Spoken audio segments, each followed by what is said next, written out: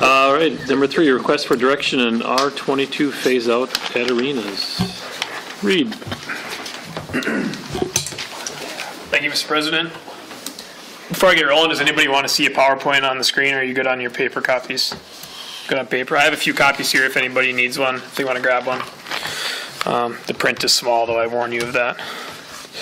So just a quick summary, kind of get us all updated again since we have a few new council members. A couple of years ago, I went through with those members that are still from that council a few years ago, I went through a lot of this to kind of give you paint a picture of what our current arenas are like and with the impending phase out of R22, which is a refrigerant that is used to run the compressor systems to make the artificial ice in both the Civic Center and in the VFW arena. A few years ago, the EPA signed it, and it was signed by President Obama at the time, a United States Clean Air Act that asked for the discontinuation of the sale, importation, production of R22. HCFC22 is kind of the scientific name of it. So starting on January 1st, 2020, that refrigerant will no longer be able to be produced or imported into the United States. And that's a refrigerant that we have in the Civic Center. It runs the compressor in what's called an indirect system. There's about 400 pounds of R22 in that system. And at the VFW arena, it's a direct cooled system, which means there's anywhere between 4,000 and 5,000 pounds of R22 in it.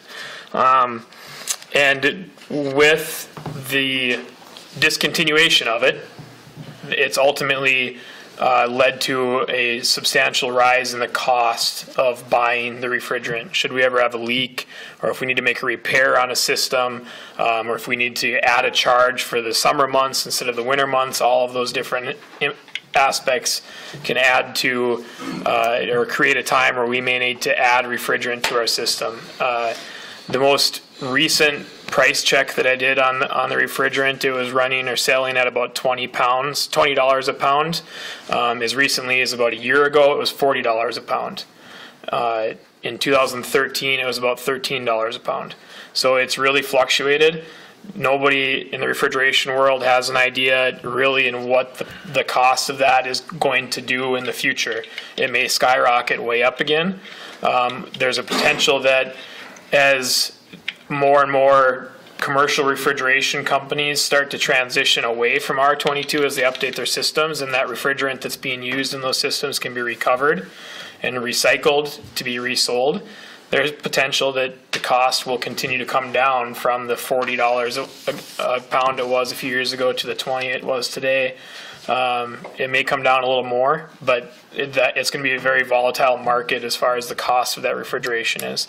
The other part of it that I think is important, and I think probably the most important part of it as far as our arenas are concerned, is that now that refrigeration companies know that this refrigerant can no longer be produced and can no longer be imported, it's a system that people are going to start to go away from, which means that the parts within the compressor systems, within the ice systems themselves, are going to become less and less available.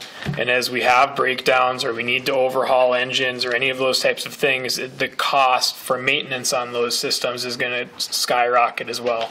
We've already seen that in the VFW arena. The compressor, the ice system that's in there, it was installed, used in 1997 following the flood.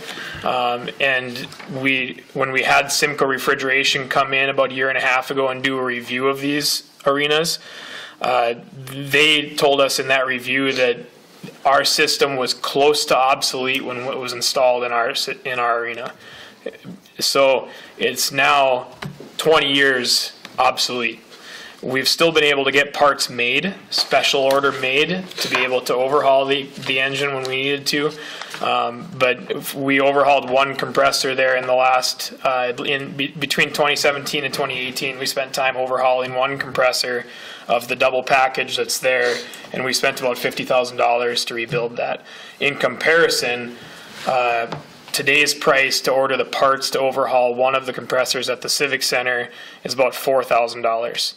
Now, that system also, it's still available today, but in the next year or two, it'll become unavailable. And we'll be in the same boat with that those parts will most likely, if we can get them at all, they will have to be specially made to be able to maintain the ice system within the Civic Center. So we're kind of at an area, I think, within those two arenas specifically that we know the maintenance costs are just going to continue to go up to be able to fix or overhaul or maintain. They recommend that an engine used in those settings is overhauled every 10,000 operating hours. That's about 3.5 ice seasons, 3.5 to 4 ice seasons at the rate that we run them. So by the next time they're scheduled for overhaul again, parts may be difficult to find or may be very inflated in cost. Just as long as I have the presentation in front of you and kind of run through a few things, the Blue Line Arena, just so that we're aware on that, the refrigerant that's in the Blue Line Arena is an R404A, it's called.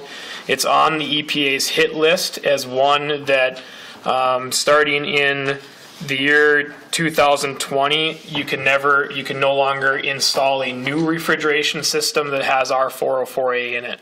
But it's not been one that has been restricted from production or importation at this time, so we can still get it. We had to, in a repair we did early this season, we had to put some in it, and it was about $20 a pound to buy that refrigerant too. So the cost of that has risen to be very similar to R22 already, just by fact that it's on the hit list. So going through the presentation, I don't think I'll hit on every bullet point, but when we had Simco Refrigeration come in, they did a really nice job, I thought, in summarizing some bullet points in each of the arenas, in maybe some short-term solutions to be able to make our systems run more efficiently and hopefully buy more time with them to get more years out of them. And they also provided some numbers, some preliminary estimates on what it would cost to replace. So running through the replacement side of it, the Civic Center being the first one we'll talk about. That one, the floor itself was replaced in 1993, and it's an indirect floor, so it's a glycol base brine that runs through the ice slab, and then the R22 cools that glycol to cool the ice actually. So it is possible that the floor that's there could continue to be used with a new refrigeration package. So that would be some cost savings in that.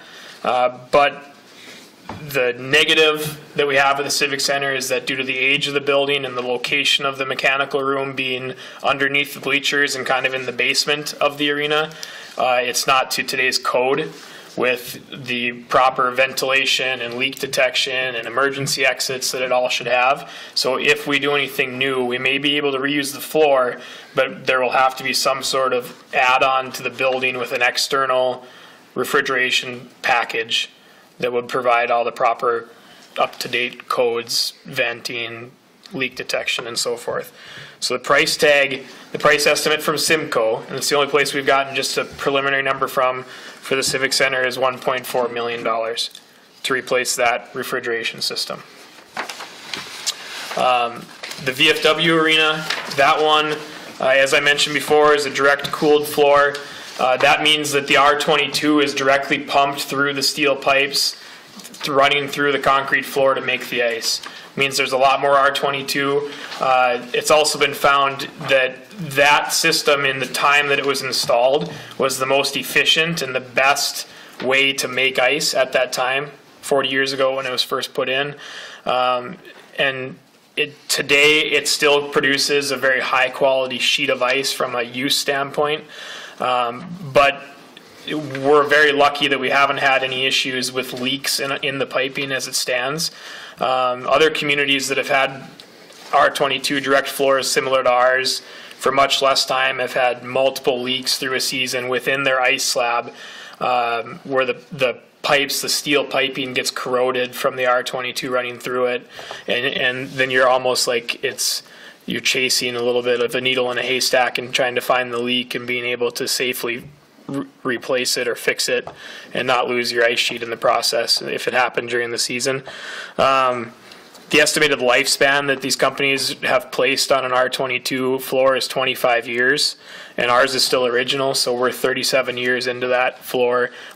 From conversations I've had with past employees and current employees, we've had one leak there in the existence of the building, and it was able to be found and fixed relatively easily.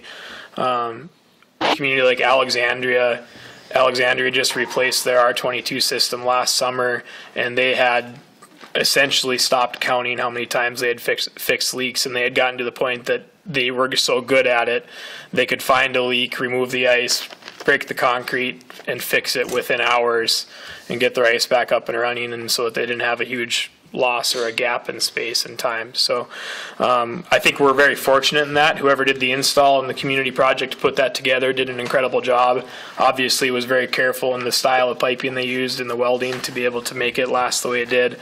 But it is at a point that when we need to replace that system, that entire ice slab, that floor will have to get replaced at the same time, because that piping can't be retrofitted to a newer refrigeration system. So the price estimate for that building, because of the floor install, it's increased even more. It's about $2.2 million was the most recent price estimate I had for it. So, and then I listed two, I think, which all are important aspects to this conversation that I hope we can start to have about the ice arenas and trying to find some direction on where we should go. Is in the VFW arena, we've recognized in the Civic Center's case, we've put a lot of work into the infrastructure of the building in recent years with many recent projects and updated fire alarm systems and facelifts to lighting and heating and so forth. The VFW arena, we really haven't done much of that. We have a building that the boilers are in need of replacement. The roof over the building, we had some minor leaking earlier this winter in December when the temps were really warm, and we had a roofing company go up there, and they basically commented that this spring we need to take a really good review of the roof to find out if it maybe just needs the screws and the rubber washers across the whole thing need to be replaced, or if it's even worse than that, because it's to a point that there's rusting in areas on the roof. So the signage we have in our budget, our capital improvement plan for this year to get the sign replaced, the old neon sign outside, none of the lighting works on it anymore. So there's kind of a laundry list, so to speak, of some deferred maintenance within that building that's not related to the ice system itself, that I think as we start to have this conversation about potential costs should all be included, so we can have, I hope you can give our department a strategy and the city a strategy for what should we be putting money into and the timing of those types of fixes. If we're going to do something with the refrigeration system in the next year or two, do we want to focus on signage right away, or what's important and what's our priority as all the dollars kind of fit. So just to make everybody aware of that. So that's kind of where I think where I'll leave it a little bit. Looking at what some of the other communities have done. We obviously have a huge cost in front of us. I know that in Brookings, South Dakota, they have a 16-year-old building, the Larson Ice Center, that they had a direct R22 cooling 2 sheets. They just approved replacing that system with a ammonia-based system, and they accepted a bid of $3.7 million to do that work for 2 sheets of ice. Now that's in one building, and the same package cools 2 sheets of ice. St. Michael Albertville opened a new arena this fall or sometime this season. They connected it to a current building. The price estimate to build a new building next to it, an already standing building, and have the refrigeration package run both, was just short of $10 million. So the price tags are a little bit all over the place and where we go. I know that in just reviewing what other communities have done and how they've gotten through it is, in a lot of cases, it seems like the first steps they've taken is contracted with an architectural or an engineering company to have a building study done that could produce a report that could tell us a true cost of any deferred maintenance that we have, what's the cost to get that up to date? If we have code issues, what's the cost to get our codes up to date? What's the estimate for the refrigeration? All, to kind of have a conglomerate of all of that and be able to put a feasibility report together. I don't know what cost comes with. I haven't made a call to ask what cost comes with potentially doing that, but just, I think for me, from the side of the refrigeration standpoint, and I had the Parks and Recreation Commission members that could be here come tonight too, because we talked about it at a recent Park and Rec Commission meeting. Just looking for any thought or direction on where we go to be able to try to start down the road, recognizing that whether it's a year from now, 2 years from now, 5 years from now, or beyond, we know if we're going to continue to maintain high quality ice arenas, we're going to have to put some attention into what we have. And then just before I ask it for any questions, I did have a couple of the Blue Line Club members come as well, just so that they can hear anything that goes on and any thought process you may all have. At the last Blue Line Club meeting, was it last week or 2 weeks ago? 2 weeks ago, they voiced an interest in putting some money into the buildings as well to look at training, some sort of a training center that could be hockey specific. There's a lot of communities in our area that have built hockey specific dry land training facilities, and they're asking about options to be able to do that. So I thought rather than having separate conversations, it'd be best to try to get everybody together and get everybody on the same page. So any questions? Mr. Grassel. I don't have questions. I don't have any questions. I just have a statement. Go ahead. So if you think back 2-3 years ago, as a council, we met, came up with that strategic plan, somewhat of a strategic plan, and part of that was we knew that this was coming. We knew that we were going to have issues with our buildings.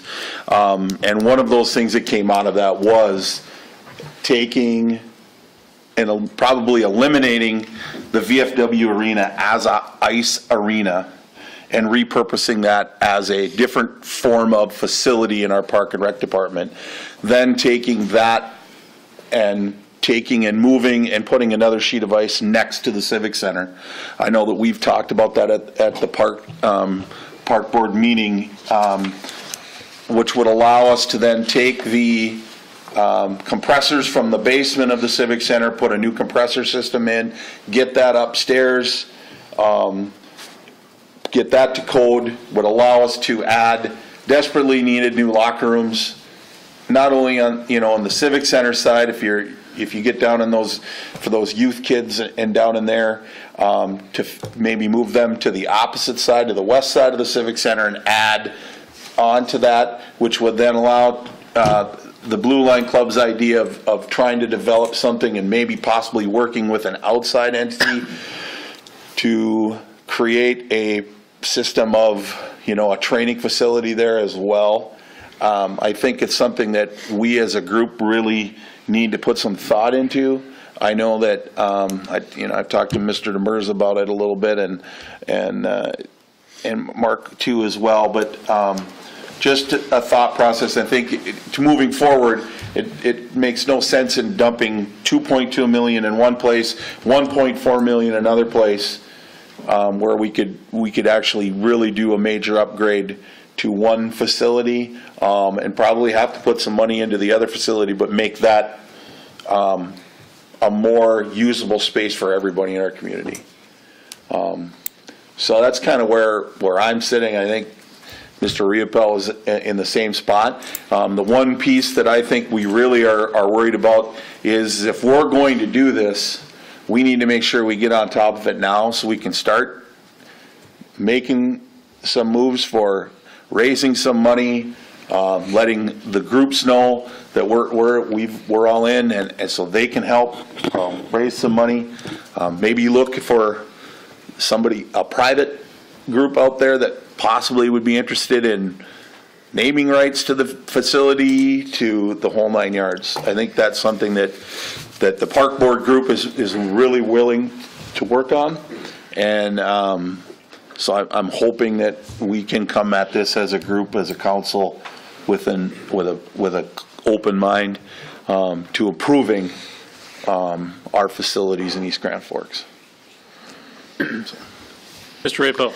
Just from a fundraising end, I've been involved in several rinks that we've fundraised for. It's a 1.5 to 2 year process just on the fundraising end.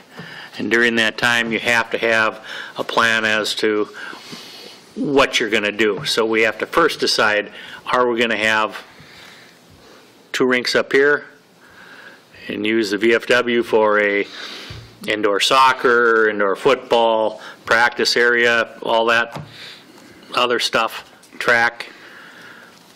Once we make that decision, then we have to start the fundraising, and that's a major undertaking. It's not going to be just the city involved here. We have to get everybody involved. And when he talks about naming rights, could be for the building, could be for the locker rooms, could be for a community room. There's a lot of different things that you can put in there. So we have to make the decision first to get a group together to start with, not just the council, but all the entities involved. School district, Blue Line Club, figure skating, list goes on. There's a bunch more we can get involved too. Then we have to decide on, okay, who we're going to have for a contractor, if we're going to do it, who's the engineer, and then they have to come up with something for us. So there's a lot of little steps, but first we have to decide here, what's our best way to go? So dump 2.2 into the one, or put it on the other and have one compressor system that can run both rinks with maybe a backup there too. I guess I like this conversation. I think it's a good one. It certainly what you've proposed is among the options, and I like the way even that you request that we keep an open mind to that as a possibility. It would be a shame to put maybe $3 or $4 or $5 million into these ice rinks and come out basically as we are, just with updated plants. I mean, that's a big deal to get these plants updated, but at this moment where we could put $3, $4, $5 million into it, that is the time to come out better, to actually be intentional about where you have your ice sheets, and whether it's changes in locker rooms again, or like you said, for code, bringing the cooling plant up and outside.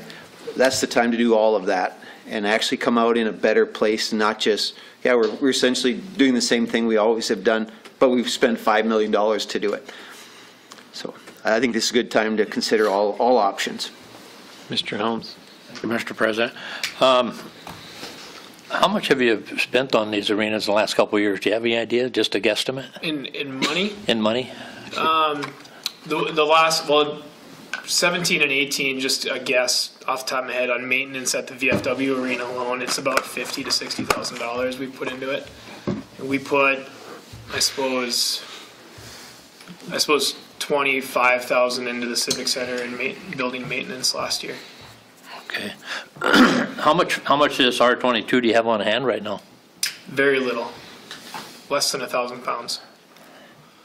Because if you had a major problem there right now, tomorrow, you'd have to have 6,000 to 7,000 pounds of Freon on hand to take care of that. Yeah, yeah. That and the cost last week I checked on R22 was $1163. Okay. So it does fluctuate up and down, and I knew that. Yeah. The other thing you can do to make a little money at that whole deal, depending on how you do this, but recycle that R22, because it's going to do nothing but go up, and there's going to be people looking for it. It's going to hit $40, $50, $60 a pound, so you can recoup some money that way.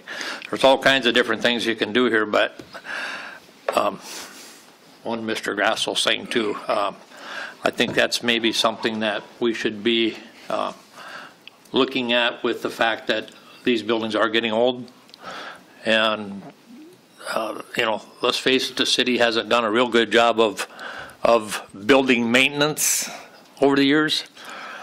I mean, they've gotten better the last couple of years, but before that, they really had no budget in there for maintenance or anything, and they're kind of starting to get that all built back up and get it back to where it should be. But so that might be something to look at, because, if you, like you say, what you put into these buildings in the last couple of years, if you do that every couple of years, it don't take long to get a building, And if you have to buy $6,000-7,000 or 6,000-7,000 pounds of Freon, you're looking at a chunk of change there. And actually, I would recommend that you maybe even look into getting some of that so you have it, because if this isn't going to happen tomorrow, and if you have trouble tomorrow, wouldn't hurt to have that sitting on hand. It don't go bad. Right, absolutely. When it hits a low point, if it's that volatile, when it hits a low point, maybe pick some up. Yeah, that's the key to that in purchasing it is we talked at the end of last year, Carla and I talked a lot about the price and where we were at in the budget and being able to get some, but it's amazing, and even from week to week when you call, what the prices can be and how different they can be. So whenever we find it for $11.63 a pound, it's worth buying it for sure. Yeah. It does change. All that Freon does. It doesn't matter what, if it's 22, if it's 404, if it's 134. It's just the way it is. Depends on what the market tomorrow. So it might be worth looking into to check on getting some so you have it, because like I said, it's a lot of money to spend, but you can recoup that back. You're not going to lose anything on it if you don't use it. That's for sure.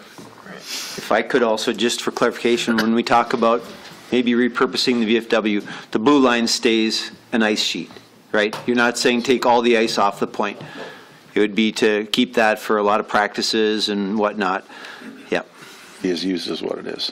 Yeah, it's awfully nice for the neighborhoods and kids down there for open skating and stuff to have a sheet down on that end too.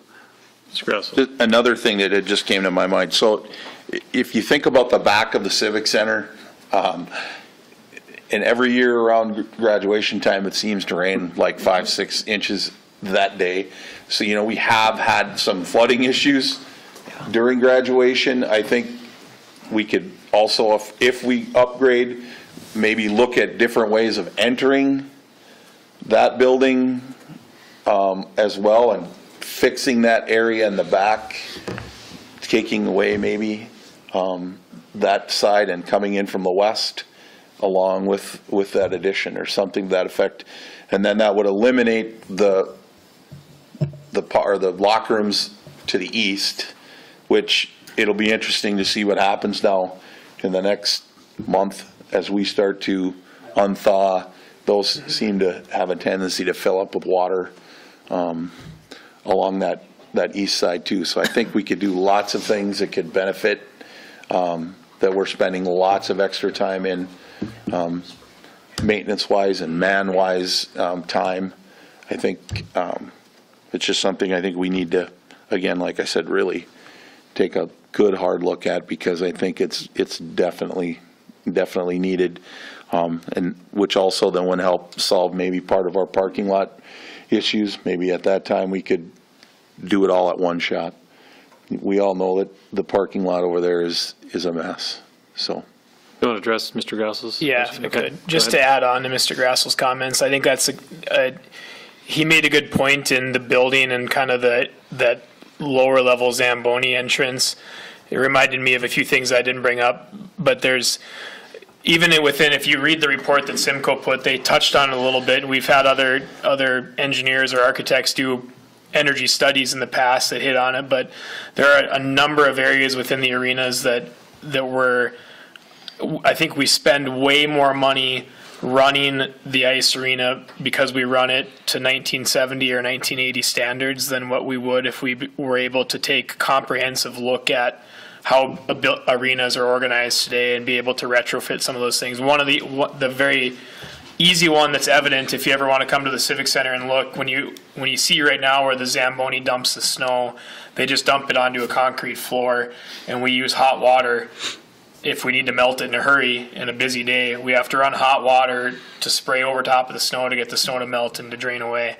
That was the only way that they did it in the 70s to melt snow, or they drive the Zamboni outside and dump outside. At the VFW arena, we drive outside and dump outside. We're not supposed to be doing that anymore, but it's the only alternative we have right now. So newer arenas have snow melt pits that you go and dump into a hot water bath, and that hot water bath is heated by reclaimed heat off of the compressor system. So it's essentially, you're not using twice the energy to melt the snow. You're using energy you're reclaiming to do it. I think there's a laundry list of items like that if we could look at a way to have somebody be able to come in, or maybe it's pull out the old energy studies that we've had done in the past and look a little closer at them and figure out, what are all the things that we're missing within our arenas now that could get us up to be able to run more efficiently and run cheaper in the long run, get us up to date on it all. I guess that's the direction I'm looking for from all of you. If I can lead you a direction, is what do we need to do to be able to get some of those answers and start taking the next step. Mr. Demers. Thank you, Mr. President.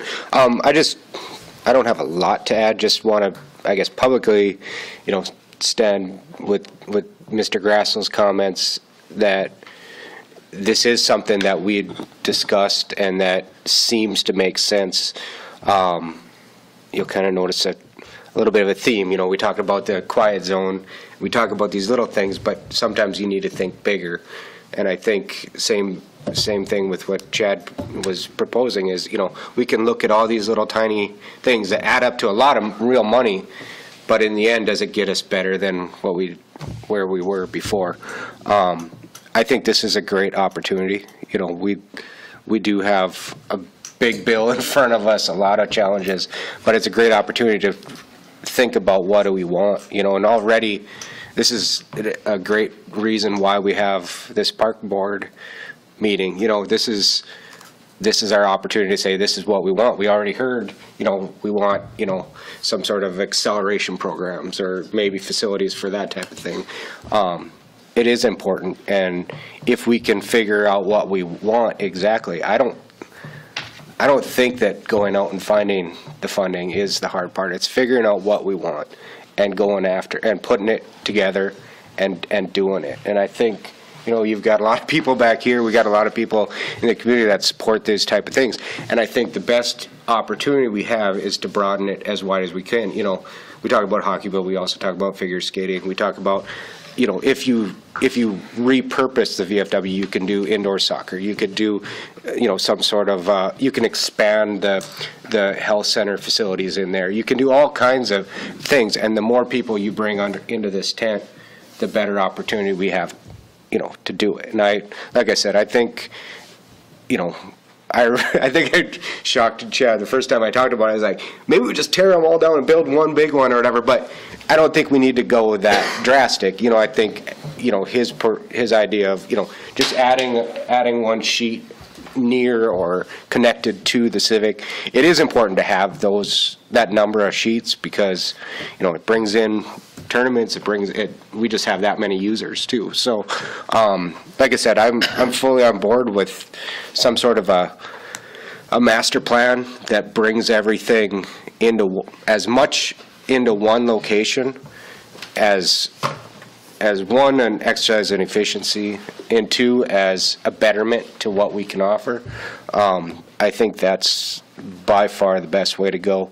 There's a lot more than just the facility. We've got parking over there that needs help. We need, there's a lot of stuff that needs help over at the VFW, and not that we would just abandon it, but, if you repurpose it, you can save some of that money, reshuffle it. Any idea are we talking like a $4 million building for a new sheet of ice near? There's no way to tell. Just as an idea, the Icon rinks originally started out at 6.5. And that's 2. Yep, but they ended up at 10.5. Right. But they also have the ability to added their addition in there. Right. You could probably do a single rink, 400 seat one side, probably for, my guess might be $3.5–4 million.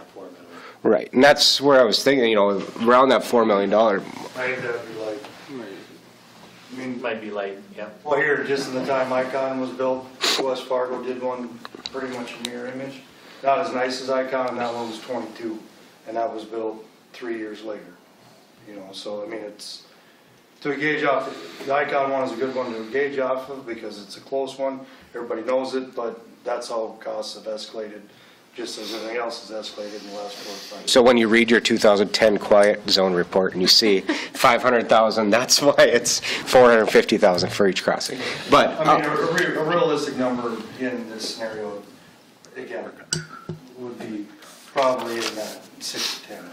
Okay. If you were gonna do it and make it a rink that everybody. Depending on how many lockers Right. and everything else, what your amenities are gonna be. That's the one that I referenced, that St. Michael Albertville add-on arena. They built a 750 seat arena connected to their already existing, and it looks a lot like one of Icon's does, and it was 10 million last summer they worked on it. And I guess my point, my overall point is we spend our money, we budget our money on our priorities, and this should be a priority. You know, we can see it's going to be, we're going to have snow on the ground until April. We're a northern community, you know, in a hockey state, a skating state, a winter state. Unless we provide opportunities for activities for kids, I think we've discussed we should expand those opportunities to, you know, adults and seniors and all those other types of things as much as we can. But the more opportunities we give them to be active and participate, I mean, not to pick up any scabs or anything, but I think it's more effective than any police dog or any of those things for, you know, crime deterrence, drug, you know, usage, all those type of things. Being part of activities, being a part of our community should be one of our top priorities. And I think this is somewhere that we should spend our money to make that a priority. Mr. Grassel. So would anybody balk at the idea if we sent Reed out with a possibility of coming back to us with trying to find what it would, you know, some preliminary numbers on, you know, what it would take to build, you know, a building with 8 new locker rooms and just kind of get a comprehensive study is what I'm thinking. That way we can kind of understand where we're going to sit with everything. He then can report back out to groups to let them know this is where we're headed. Kind of gives us an idea of where we all are going to sit, and just kind of move forward from there. Does that make sense? There may be a step before, we may need to put out some sort of a, you know, request for even just that proposal. Like, we might need to weigh through prospective people before, I mean, that's a pretty big, right. Even a preliminary thing. But I mean, is a pretty big to get the undertaking. ball moving, I think we need to, let's get it going. But if we want to spend, you know, some money to try You're to asking for people to find. bid on the project to give us an idea. Different companies. Right, yeah, they could put together different proposals if they want, I suppose, but. Were you even thinking that far ahead to start a bid process or just a concept? I was thinking more on the concept of, you know, because, you know, we have an idea, but we haven't talked, I mean, what does the Blue Line have for what, you know, what they might be able to, or the figure skating, or whatever other group might say, hey, I'd like to come in and, you know, we would like to put this in here and have our name put on it. I mean, I don't know, but we would need to, I'm just looking for a preliminary number that isn't going to be like someone comes in with sticker shock, so. And I think it sounds weird, but I think the sooner we can come with a concept, a visual concept of what it would look like, either outside or inside, and then with some narrative about, you know, what happens in the community when we bring this all together. What opportunities does that open up for some hockey-related fitness activity, or a little place for parents to gather, or fans of the hockey team? You know, that even more of an opportunity for that than we have now. That's the kind of concept that I think turns into a big plus for fundraising. Or do we just put this in the hands of the park board or our park group to go forward and then come back in the near future? Are they spending money to do this, or are they just doing this? What's going to be? Well, that's the deal. Question. I mean, we're gonna need to know,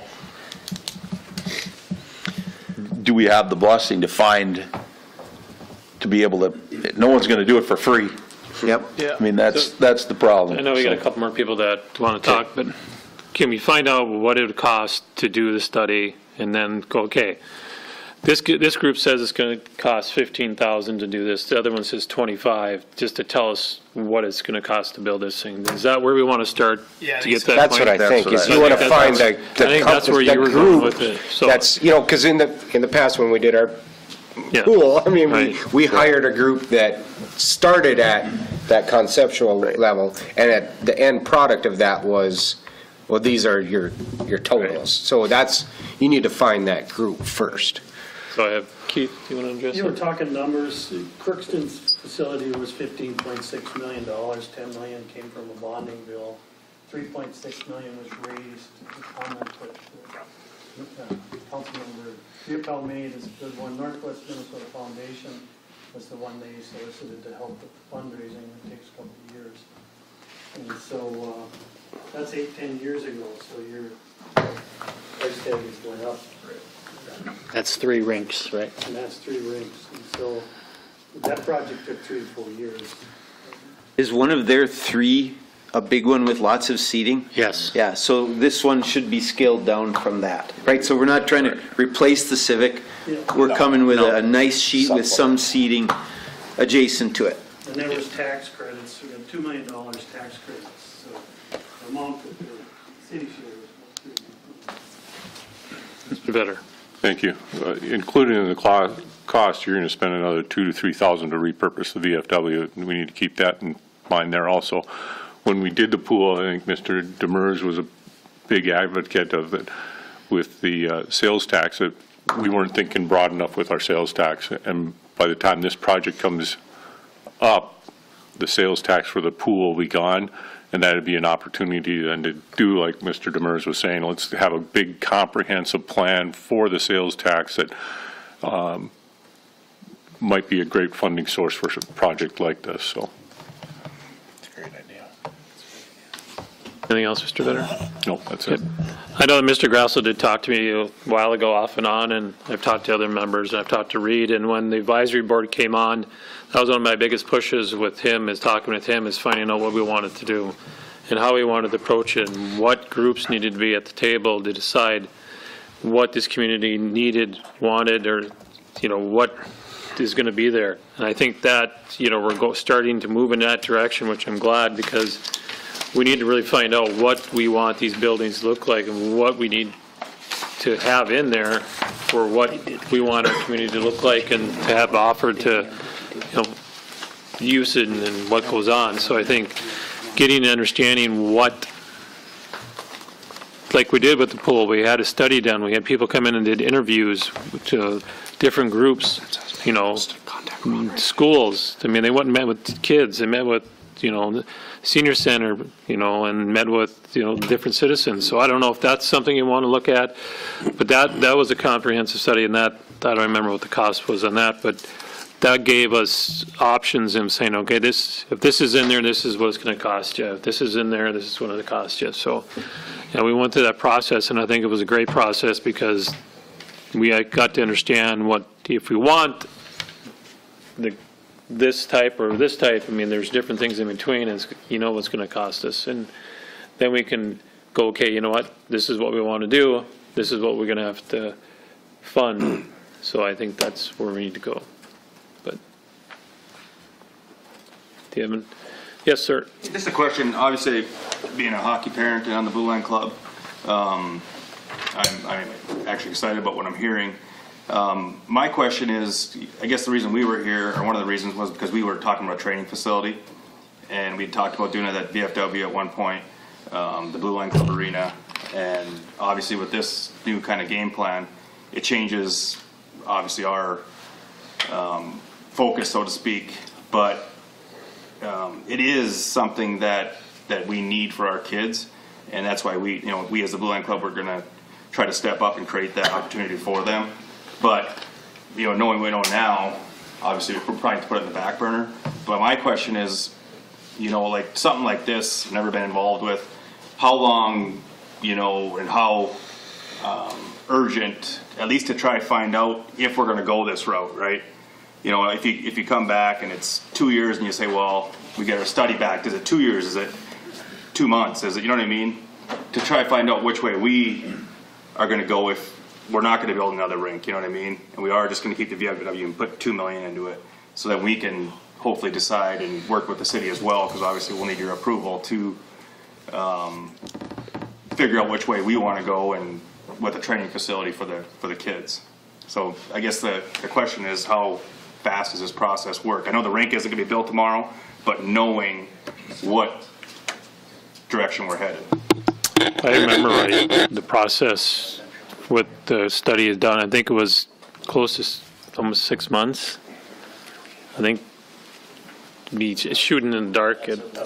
Yeah, but I think that's what it was from start, them coming in meeting to find out what their direction was to meeting with everybody and giving us a report. I think that's kind of the timeline we had. So And at that point, does the council then evaluate everything, obviously, and then vote on, or, okay, this is the direction we're going to go? right, and that's where we did with, yep. Okay. And that's I think I would shoot for some sort of process, like you said, 6 to 9 month, you know, consultant process, and then at the end of that, you would have some sort of resolution that says, this is our goal. What I was wondering is, what, are we 2 years in, or how far into the sales tax are we? okay. Carla? We have a year right now on the sales tax. We've collected about 800,000. To keep in mind, we have to, I believe that you have to wait a year after the sales tax is completed for the swimming pool. It has to come to a vote again, a public vote, and then it took almost a year to start, so. So we've got, We have about a year and a half left to pay off the pool. oh, only a year and a half left. Yes. Oh, I thought it So was. that would be like 2.5, and then you have to have a vote, so. So you're talking, you'd probably have a new, It's about a 40 if, process. on that timeline, you would have a new facility within 4 years. If everything went and everybody wanted to, or not a new Right. facility, but you could implement the plan within 4 years, I guess.